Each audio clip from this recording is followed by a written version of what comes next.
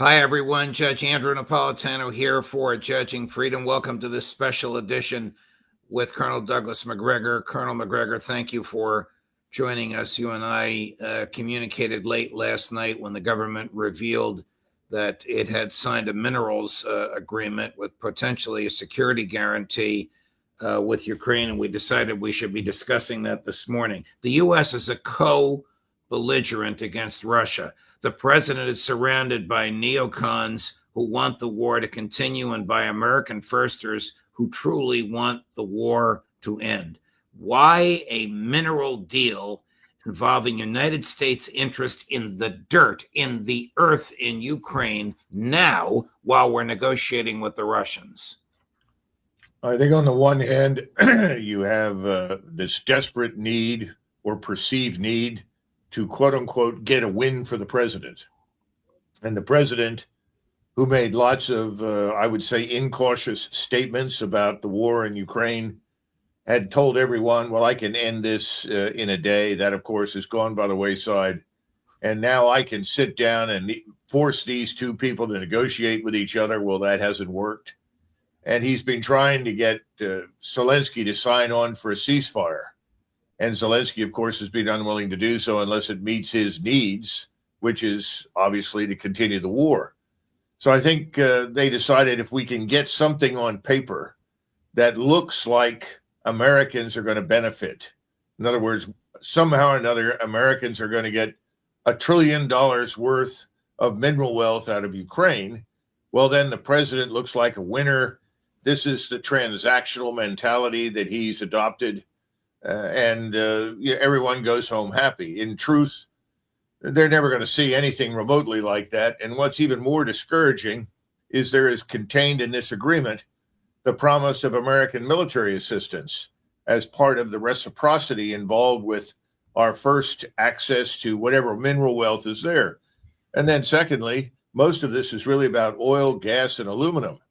I'm not sure why we are desperate for any oil or gas that comes out of Ukraine. I would think that would go probably to Europe. As far as aluminum is concerned, I'm sure we can always use it. But the real question is, why would this president put what started out as a very good attempt to normalize relations with Moscow and to bring this war to an end has now suddenly changed horses, run back to Zelensky, who is about as reliable as the wind at this point? I mean, he is literally the captain of the Titanic, and then presenting some agreement that he signed as evidence for goodness and power and strength and glory for Trump. Makes no sense. Zelensky isn't even the legitimate, lawful head of state. I don't even know if some new government wanted to come in and say, well, he wasn't the government. He was pretending to be the government.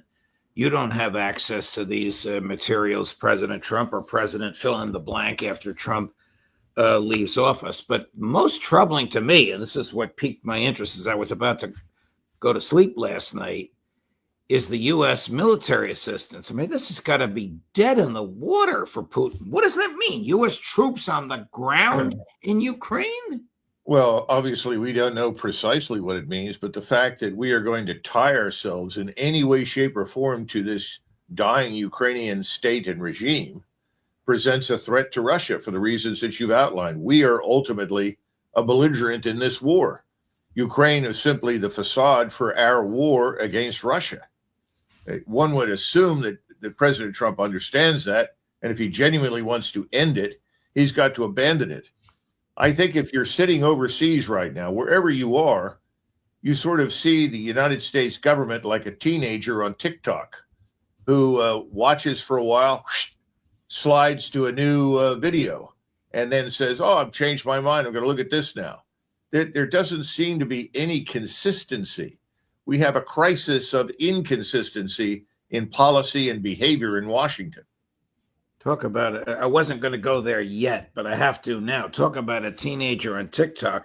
Chris, put up the two full screens, one from the Iranian professor and one from Pete Hegseth.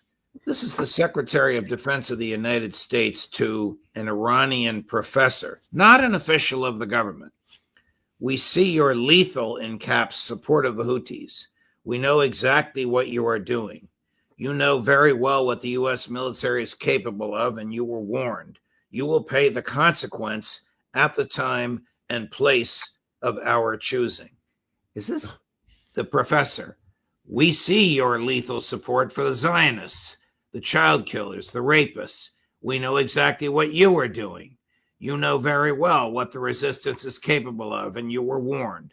You will be remembered as an accomplice to the hashtag Gaza Holocaust. Hegseth's posting preceded the professors. Is this any way for the Secretary of Defense to behave when the president has his personal emissary negotiating with the foreign minister of Iran?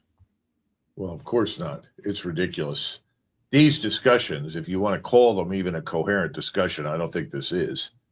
But whatever you're going to talk about in terms of potential action that the United States government may take, that should be done in private. But then virtually everything that we've witnessed with the Trump administration since the president took over is a sort of unending reality TV show. There's no sense of the value of closed door diplomacy, where you can talk frankly back and forth, and both sides can develop trust and confidence that whatever they say will not be broadcast across the airwaves. Unfortunately, we failed to do that. So we're now conducting policy in the public forum. And apparently this man, the Mr. Hegseth, has decided that he's also, in addition to being the Secretary of State, Secretary of Defense, that he has a role in the State Department and is virtually a deputy president. He's now talking about policies that may be implemented when he is in no position to do such a thing. He's the last man that should say anything about the use of military power. And when he does speak, it is after careful deliberations by the president, the Secretary of State, and the rest of the national security team. There's no sense of it. And again, that's why it reminds me of a teenager on TikTok. Just go from one TikTok video to the next with no current span of attention that makes sense. To add to this absurdity, here is General Kellogg yesterday on Fox News boasting that the Ukrainians, not the Russians, the Ukrainians have agreed to 22 of his points, none of which he elaborates on. Watch this. Out of London last week, where we sat down with the Ukrainian team, with the Europeans as well, and we had 22 concrete terms that they've agreed to. What they want to, at the very first, and what they have, is a very comprehensive and permanent ceasefire that leads to a peace treaty. When I mean comprehensive, sea, air, land infrastructure for at least 30 days. Why is 30 days important? Because it can build to a permanent peace initiative. And the reason why 30 days is important, it stops the killing. That's what President Trump wants to do. This is the man who proposed that NATO divide Ukraine into three parts for the Russians, for the British, the Americans, and the French. This is more absurdity, Colonel, is it not? How can the Kremlin take this gentleman seriously? Well, I can tell you that the Kremlin does not. And that's something that I would think President Trump should be made aware of if he doesn't already understand it. Kellogg is treated in Russia as a cartoon cutout, as someone who is unworthy of any serious attention. They know about his daughter's financial commitments in Ukraine and how she and his family has enriched itself involved with what's going on in Ukraine and so-called non-governmental contacts. They don't take him seriously at all. In fact, I thought they made it very clear never to send the man back. But again, this is the sort of thing that really ruins your national standing beyond the borders of the United States. First of all, right. Who is Kellogg speaking for? He's not speaking for the president. He's speaking for the Ukrainian government. He's essentially standing up and pitching for Zelensky. I'm not sure that's what President Trump sent him to Kiev to do. And so that's the first question. The second question is, our commitments are already questioned by people. Normally, Americans keep commitments for the length of one election cycle. We're not even managing it to do that. I mean, we're keeping commitments for a week. Everything that Kellogg said is antithetical to the interests of normalization with Moscow. Has nothing to do with what President Trump And Rubio and others met the Russians to discuss. In fact, it undermines all of that, just as Trump's own signature on this largely meaningless document that promises $1 trillion in mineral wealth it contributes to undermining our relationship with the Russians. I mean, why would you bother with any of this? There are no rare earths to speak of in Ukraine. I don't know what they think they're going to get. And as I said, it's mostly about oil, gas, and aluminum. And the Russians have already spoken up and said, we will sell you whatever you want in terms of rare earths. And we've ignored that out of hand. None of this is in the national interest, Judge. And I'm talking about the American national interest. We look like the Keystone Cops. Right. It's time for the president to put an end to it. As if to make us look worse, here is the most sophisticated and respected diplomat on the international scene, almost as if he's responding to General Kellogg. Chris, cut number 6. If you want a ceasefire, just to continue supply arms to Ukraine, right. So what is your purpose? You know what Kaja Kallas and what's his name, Mark Rutte said about the NATO ceasefire, Secretary General and the European Union. They bluntly stated that they can support only the deal which at the end of the day will make Ukraine stronger, would make Ukraine a victor. So if this is the purpose of the ceasefire, I don't think this is what President Trump wants. This is what Europeans, together with Zelensky, want to make out of President Trump's initiative. He sees right through all of this. Of course. You know, the sad part is that in his case with Putin, as is the case with all the Russian leadership, it's the leadership in Moscow speaks with one voice. Putin's policy positions, conditions for a ceasefire, conditions for the end of the war, all of those things are spelled out. They've been spelled out for months. Everyone knows what they are, and everyone stays on the text. In other words, they're on the same sheet of music. President Trump needs to get control of his administration. There are too many people that are pursuing policy goals that are completely divorced from what President Trump has said repeatedly that he wants to achieve. And his number one objective was to end the war and restore relations with Russia. Now, that's where everyone should be. Obviously, that's not the case. Now, he's apparently fired Mr. Waltz from his position. Perhaps that will help, since Mr. Waltz is a strident advocate for war with everyone, frankly. That could help, but I don't know. It's interesting. It's almost as if he anticipated your advice by firing Mike Waltz, an ardent Zionist and classic neocon and aggressive war hawk. I don't know where any of this is going to go, Colonel. Switching gears a little bit, if we could, you and I watched a Japanese member of parliament on the floor of their House of Representatives address the Japanese foreign minister, and he was quite critical, and perhaps this is the Japanese perception of President Trump's tariffs. We'll run the clip, of course, with an English translation in just a minute, but it appears as though the unthinkable is happening in the modern era. Japan choosing to work with, trade with China rather than the United States. So, Chris, I don't remember the number of the clip, but can you run it, please? What the U.S. is saying is already an impossible task. The theory is already a mess, and there is no consistency whatsoever. However, if Japan were to negotiate about what they have been saying, to put it bluntly, it would be like a delinquent kid extorting someone.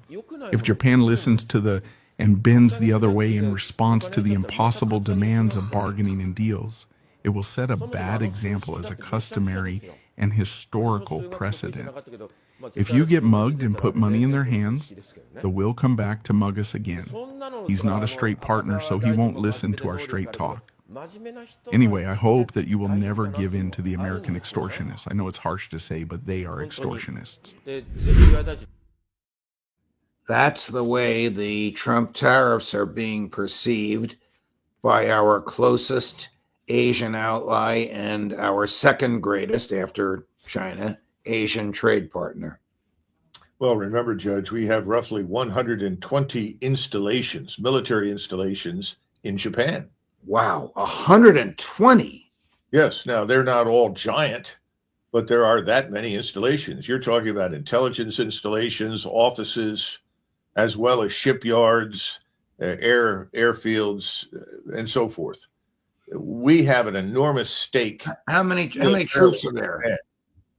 I'm sorry, what? I'm sorry, Colonel. How many troops are there approximately? You know, I hesitate to say, but you're probably 30 or 40,000 spread across these installations. A significant number. Yeah. Well, the other thing is, and this is something that, you know, I've said repeatedly for several years now, that no one in the United States is hearing from anyone in Washington. And that is, no one in Asia is interested in going to war except us.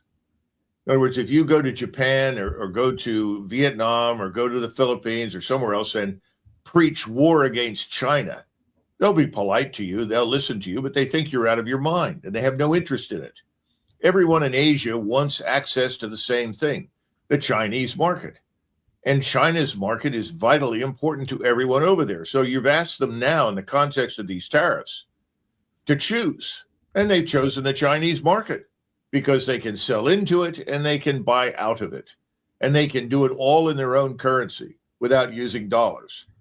So the only thing we've done with this tariff is offended people that were formerly friendly to us and proven ourselves to be fools because of our complete lack of consistency. I loved his statement about a delinquent child extorting someone.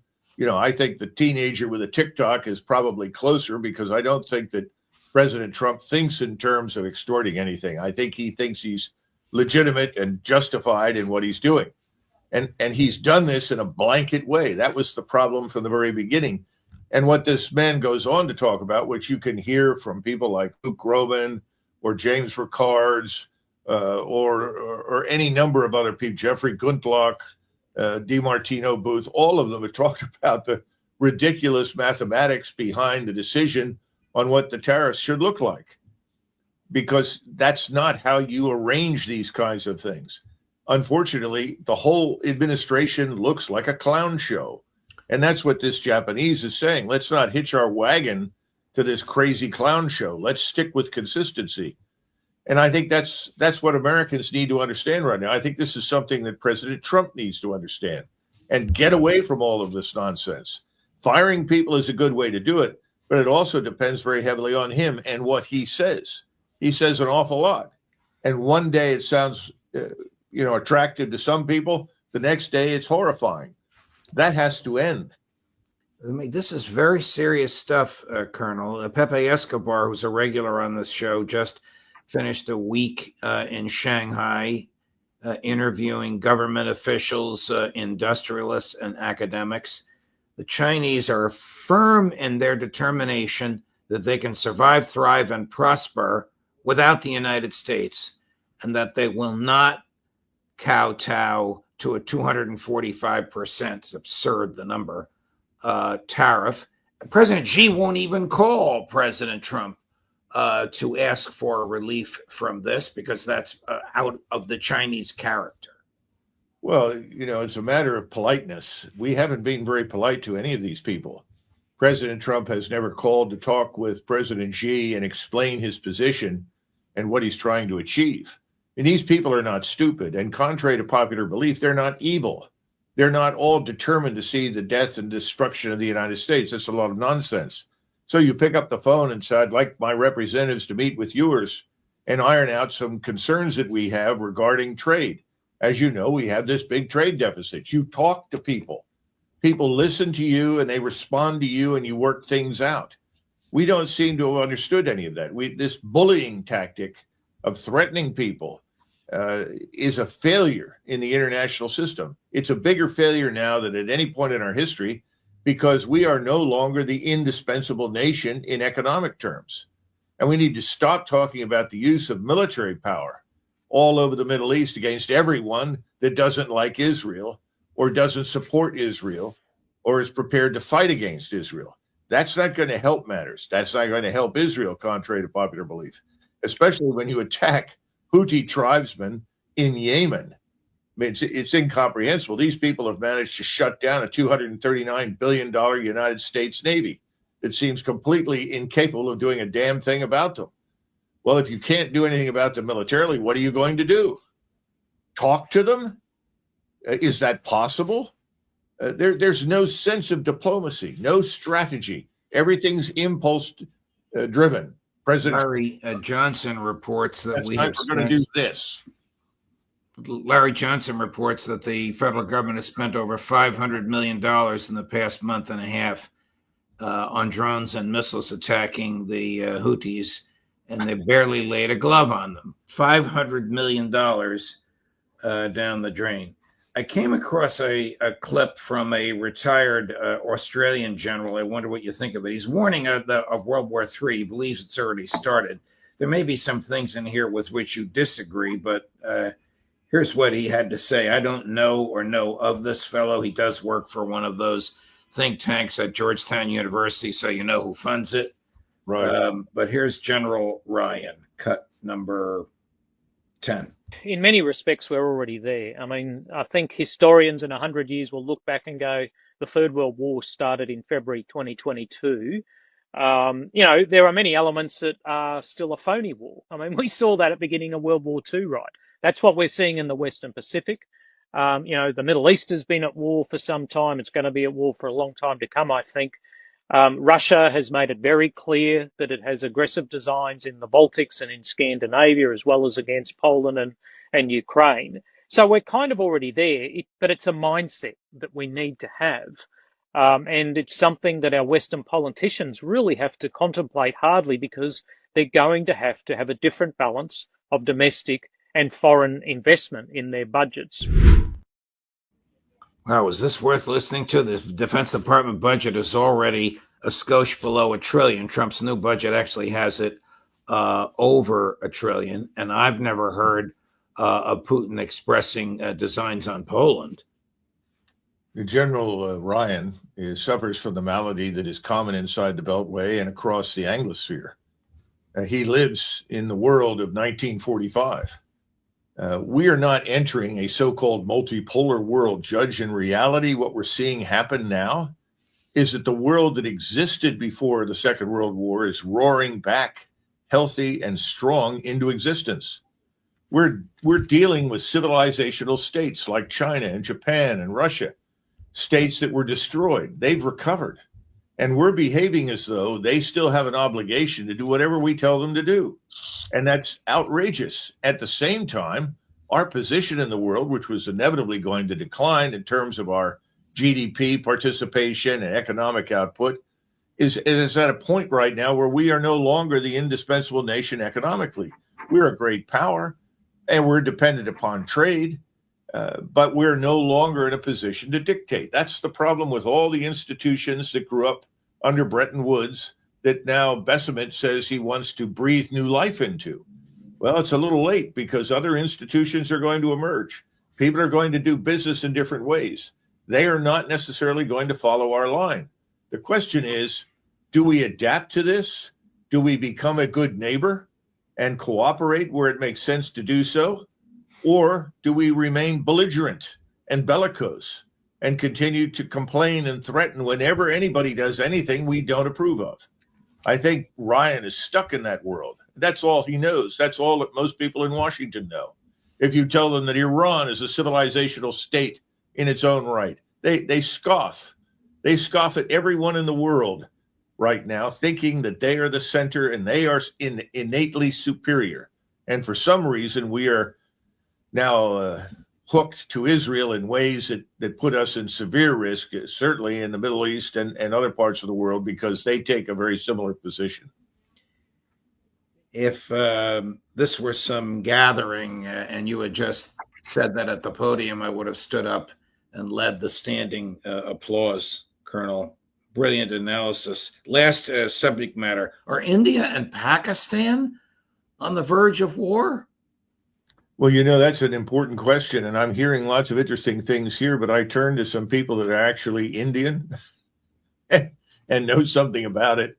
And I asked them, and they simply pointed out to a fact. And that is that Modi, and lots of people in the United States don't like him because he's quote unquote a Hindu nationalist. But Modi thus far has really followed the Putin model. He's exercised enormous restraint. Whenever there have been disagreements and there has been any exchange of gunfire, it's always been very, very limited. It's always been carefully targeted. And every effort has been made to avoid the very thing that everyone is worried about right now, which is open war. And there's not much evidence that either the Pakistani government or the Indian government really want to go to war to the point where it would destroy their countries. And I think that's something that we should keep in mind. So, no, I don't think an all-out war is likely. I think we'll pass through this particular crisis phase, and Modi will behave as he has in the past with great restraint. I wish we would behave with more restraint. Colonel Macgregor, thank you very much for your time. I know you've already spent a half an hour with us earlier in the week, but we wanted to have the benefit of your analysis of this breaking news. Deeply appreciated. Have a great weekend. Look forward to seeing you next week, sir. Sure. Thank you, Judge. Of course. And coming up later today at 2 o'clock on all of this, Colonel Larry Wilkerson, and at 3 o'clock on all of this, including China and Japan, Professor John Mearsheimer. Judge Napolitano for Judging Freedom.